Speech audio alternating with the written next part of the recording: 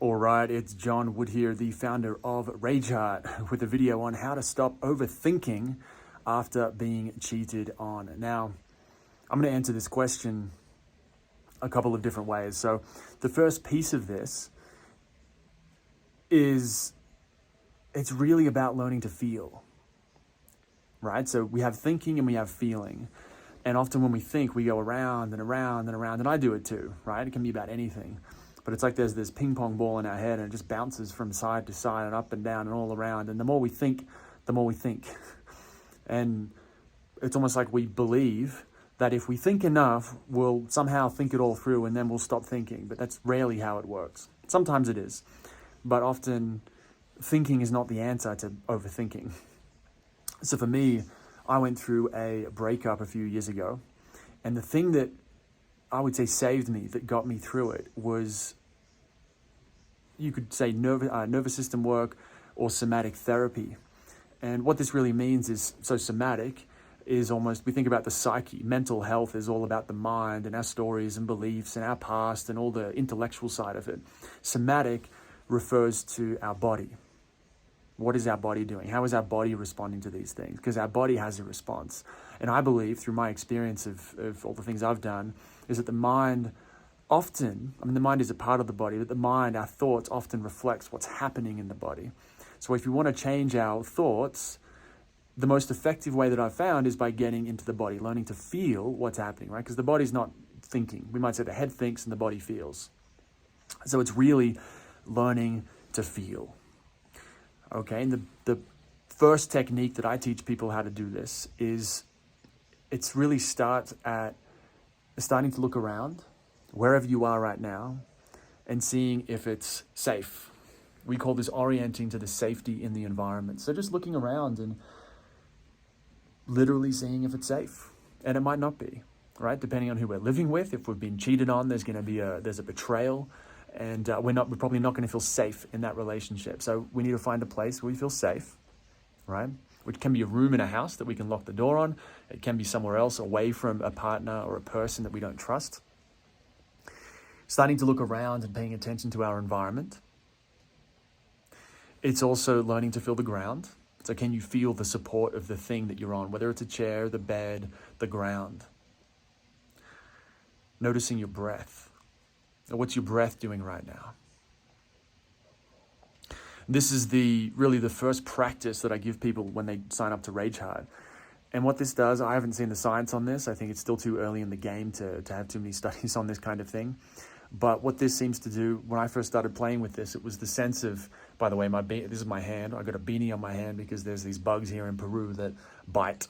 And I don't want this hand to get bitten because it's a long story. It got burnt. It got burnt a couple months ago when I was cooking, which is a story for another time. It's almost good now, but I don't want no bug bites on it. So this is one of the first techniques that I teach people inside Rage Heart, right? Looking around, feeling the ground, noticing the breath. The first time I did this, it was like I felt myself landing. It was really like a sense of, I didn't realize, but all my energy, my sense of myself was up in my head. And I felt this like everything just dropped into my body. I dropped into my body. And, I think in any relationship, whether it's after being cheated on or really any relationship where there's been some kind of betrayal, what this is going to do is often when we're thinking, we're not really feeling what's happening. Whether that's grief, sadness, anger, fear, pain. And what this is going to do, as much as it can be relaxing, it can also be it's going to allow us to feel what's there, right? Which might be sadness, right? If someone's cheated on us, it might be rage and anger. It could be just pain. There can be lots of things there, and it's going to be different for everyone.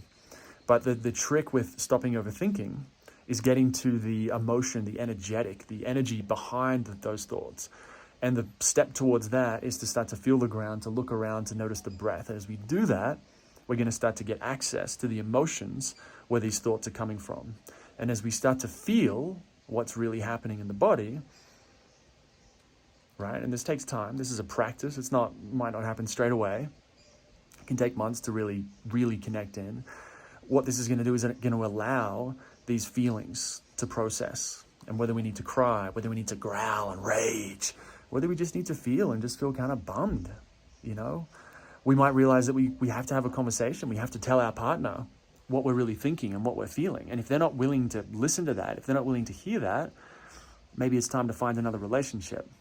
And there's going to be all kinds of emotions that come with that. So the trick to stopping overthinking, in my experience, is getting to, like I said, these feelings, these emotions, the energy, the stuff that's in the body where these thoughts are coming from. If we can get to that, and if we can start to feel that and clear that out of the system, that what's going on in the mind will start to settle down, and we'll start to feel what we need to do, whether that means staying in the relationship because we had a great conversation with our partner, or whether it means we realize that's it. Like, once the trust is broken, it's broken, and it's going to take a long, long time for it to come back. And it depends on who the partner is. Are they willing?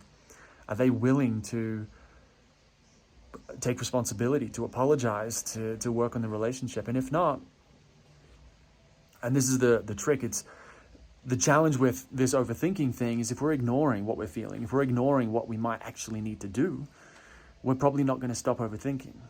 All right, so I'm saying that you can drop into the body with these techniques and you can learn to feel. And as you do that, you will start to feel better and your mind will generally start to clear. It can take time, but that doesn't mean you can just then stay in the relationship and be totally fine with everything. It might mean that's going to lead you to some actions, to some decisions that may not be that comfortable, like ending the relationship or like having a very challenging conversation with a partner who may or may not want to take responsibility and apologize. So anyway, I don't want to get too long on this, but that's basically how I would say, how I would answer that question of how to stop overthinking after being cheated on. So to summarize, you've got to learn to feel, right? Dropping into the body, and that's the technique I gave you: ground, environment, breath. Learn to feel and take the time to feel what's there, however long that takes. And that might lead to some actions, whether it's a conversation. And as that process completes, the mind will generally start to clear with time. That's how you stop overthinking. You don't stop overthinking with more thinking. That's sort of the Western approach. The world of mental health is if we talk about it enough, if we think about it enough, if we journal about it, we'll get to the bottom of it and then we'll stop thinking. And that sometimes works. But for more serious things, for bigger things like being cheated on, I mean, my experience, I could be wrong, but I know for me, and I've seen it with other people too, the key really is to start to feel the emotion, the energy that's behind those thoughts, however you choose to do that. Okay. If you want to learn more about how this sort of process works of feeling and shutting your brain up with these types of techniques, working with the nervous system, somatic therapy, go and check out Rage Heart. It's a company I started to teach these techniques, these tools to people because they have changed my life in so many different ways. And now I'm just like, how is this not common knowledge? So Rage Heart is my project, you could say, to share these tools with people in a more in-depth format, a little bit more than I can do in a YouTube video like this. So if you're interested in that, if you're interested in learning more about how Rage Heart works and how this somatic learning to feel works, go to rageheart.co. That's like Braveheart, but rageheart.co.